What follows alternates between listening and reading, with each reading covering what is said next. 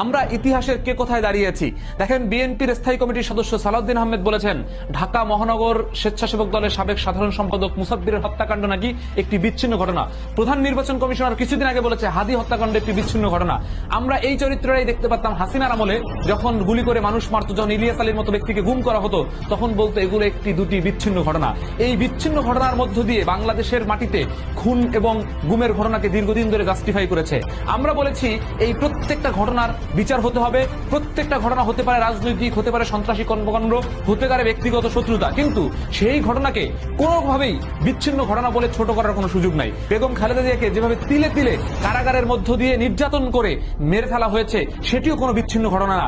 এই বাংলাদেশে বেগম জিয়া থেকে শুরু করে প্রত্যেকের জীবন যেভাবে গুরুত্বপূর্ণ, মোসাব্বেরের জীবনটাও গুরুত্বপূর্ণ।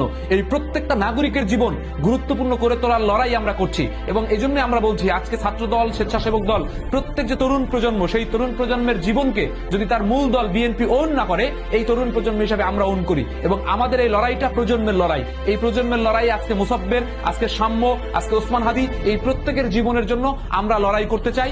আজকে এই লড়াইয়ের অংশীদার হিসেবে আগামীকালকে মুসাব্বেরের তালিকায় আমার নাম আসতে পারে, কিন্তু তবুও আমরা এই বাংলার মাটিতে ওরা সহ্য করব না যে আমার জীবন কিংবা মুসাব্বেরের জীবন একটি বিচ্ছিন্ন ঘটনা। আমরা মনে করি বিএনপি ক্ষমতার জন্য, আমরা মনে করি বিএনপি আগামী নির্বাচনে জেতার জন্য তার নিজের নেতাকর্মীদের জীবনকে পর্যন্ত তুচ্ছ তাচ্ছিল্য করছে, যেটি খুব লজ্জাজনক। 17 বছর নির্যাতনের মধ্য দিয়ে আসা একটি দল আজকে তার নিজ কর্মীর হত্যাকাণ্ডটাকে নিজেরা ওন করতে পারছে না, সেটার জাস্টিসের জন্য রাস্তায় নামতে পারছে না, বরঞ্চ সেটা যেন সারা দেশের মানুষ ইগনোর করে, সেজন্য তারা সেটাকে বিচ্ছিন্ন ঘটনা হিসেবে উল্লেখ করছে, যেটি বিএনপির এই লড়াই সংগ্রামের নেতাকর্মীদের জন্য লজ্জার। এই লজ্জায় কাটিয়ে উঠে আমাদের প্রজন্ম হিসেবে আগামী রাষ্ট্রে খুন, গুম এর বিরুদ্ধে লড়াই করতে হবে।